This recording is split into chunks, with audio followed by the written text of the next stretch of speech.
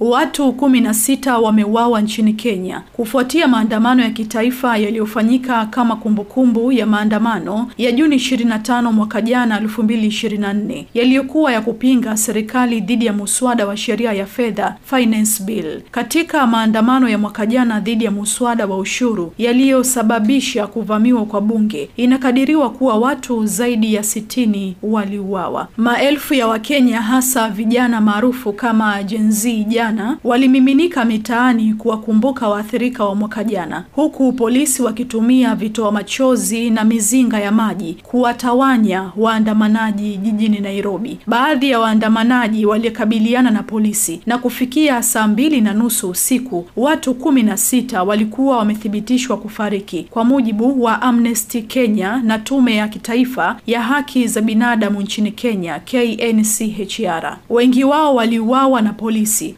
amesema Irungu Hangton, akiongeza kuwa watu wasiopungua 5 walipigwa risasi na kufariki. KNCHR, shirika la serikali, lilikuwa limetangaza awali kuwa watu 8 waliripotiwa kufariki kote nchini, wote wakidaiwa kupigwa risasi. Zaidi ya watu 100 wamejeruhiwa, wakiwemo waandamanaji, maafisa wa polisi na waandishi wa habari. KNCHR imesema kupitia taarifa kwenye ukurasa wake rasmi wa X, zamani Twitter. Tume hiyo imebainisha uwepo mkubwa wa polisi na madai ya matumizi kupita kiasi ya nguvu, ikiwemo risasi za mpira, risasi za moto na mizinga ya maji. Hata hivyo, msemaji wa polisi nchini Kenya Muchiri Nyaga amekataa kujibu taarifa za Amnesty International na KNCHR. Mamlaka huru ya usimamizi wa polisi IPOA imetangaza kuwa watu wasiopungua 61 walikamatwa wakati wa maandamano hayo hapo jana. Afisa mmoja katika hospitali ya kitaifa ya Kenyatta amesema kuwa hospitali ilikuwa imepokea makumi ya watu waliojeruhiwa, akiongeza kuwa watu 107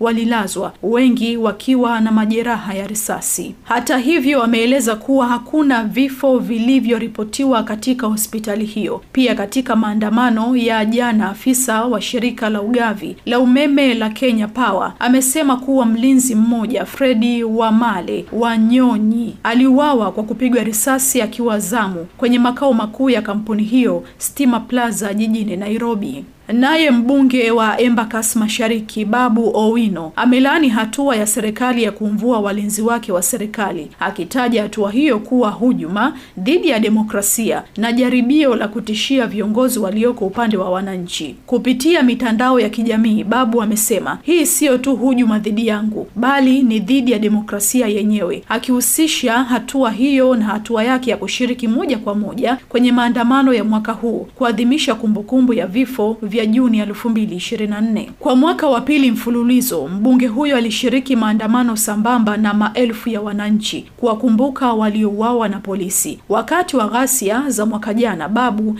alijipatia umaarufu kwa kuruka uzio wa bunge na kujiunga na waandamanaji, huku wabunge wengi wakijificha ndani ya majengo ya bunge. Mwaka huu alitembea na waandamanaji kutaka haki itendeke kwa waliouawa. Wawakilishi walioko madarakani wakianza kuadhibiwa kwa kusimama na wananchi ni ishara ya serikali inayokwepa kuwajibika, amesema Babu, akiongeza kuwa hata nyamazishwa kimya. Owino ametoa wito kwa wananchi kuwa na umoja na uelewa kuhusu wajibu wa viongozi. Kwa wananchi, kaeni chonjo, kaeni pamoja, mjue kuwa viongozi ni wenu, wanapaswa kuwajibika kwenu, si kuwatisha wanaowatetea. Ukweli hauwezi kufichwa, harakati za haki hazitazimwa, hatutarudi nyuma, amesema kwa msisitizo. Naye seneta wa Busia na mtetezi wa haki za binadamu Okiya Omtata amefichua kuwa alikataa makusudi ombi la waandamanaji kutaka kuendelea Ikulu wakati wa maandamano ya kumbukumbu ya Juni 25, akionya kuwa hatua hiyo ingeweza kusababisha maafa. Kulikuwa na presha kubwa sana ya kutaka watu kuelekea Ikulu. Sababu moja ya mimi kukaa chini na kuongoza watu ilikuwa kuwazuia kuendelea mbele,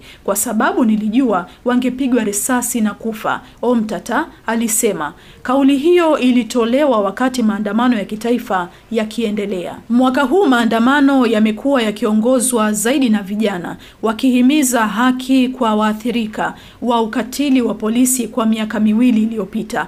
Omtata aliwaasa wa Kenya kuepuka miito ya mapinduzi na badala yake kuelekeza hasira zao kwenye mabadiliko ya kidemokrasia kupitia sanduku la kura mwaka 2027. Acheni tujifunze kwa yaliyoikumba Sudani. Hawakuweza kuelekeza hasira kuwa mapinduzi ya amani. Matokeo ni vita, alionya. Seneta huyo alisisitiza haja ya ushiriki wa raia katika uchaguzi, akitoa wito kwa wananchi kujiandikisha kupiga kura na kufuatilia uchaguzi kwa karibu. Pia alihimiza tume ya uchaguzi na mipaka IEBC kuweka wazi ramani za vituo vya kupiga kura kwa kutumia GPS ili kuzuia wizi wa kura kama ilivyodaiwa kutokea 2022. Pia jana mlinzi wa kampuni ya usalama ya Hatari Security, Freddy Wamale Wanyonyi, aliyekuwa akihudumu katika makao makuu ya Kenya Power Stima Plaza, aliuawa kwa kupigwa risasi hapo jana Jumatano saa 10:30 jioni wakati wa maandamano. Katika taarifa rasmi, Kenya Power ilieleza, tunasikitika kutangaza kuwa Freddy Wamale Wanyonyi aliuawa kwa kupigwa risasi akiwa zamu katika lango la Calabot Road.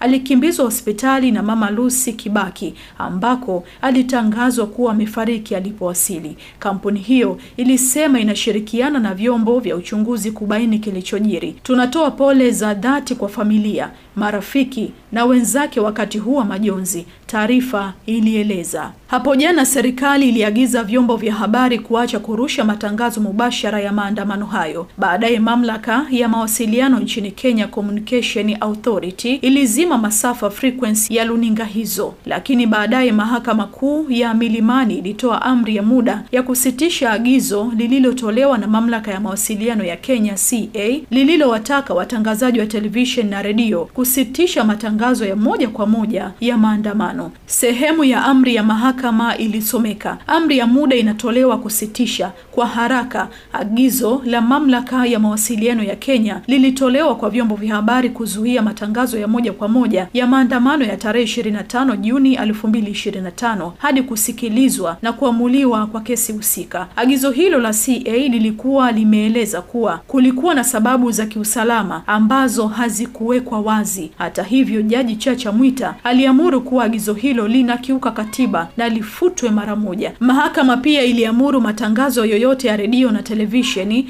yaliyokuwa yamezuiliwa kurejeshwa mara moja. Taarifa za mahakama hiyo ziliagiza kwamba agizo hilo lisambazwe kwa njia ya barua pepe, televisheni au magazeti ili wananchi wapate taarifa. Hatua hii ilipokelewa kwa furaha na wadau wa vyombo vya habari na mashirika ya kiraia waliokuwa wakikosoa serikali kwa kujaribu kukandamiza uhuru wa vyombo vya habari na kuwanyima wananchi haki ya kupata taarifa. Katika hali isiyo ya kawaida, Jaji Mkuu mstaafu wa Kenya David Maraga naye aliungana na vijana katika maandamano hayo ya hapo jana. Jaji Maraga tayari wiki chache zilizopita alitangaza nia ya kujitosa kuwania urais wa Kenya. Hii ni Msasa Media. Endelea kutufuatilia katika mitandao yetu ya kijamii kama Msasa Online. Msasa kisasa zaidi.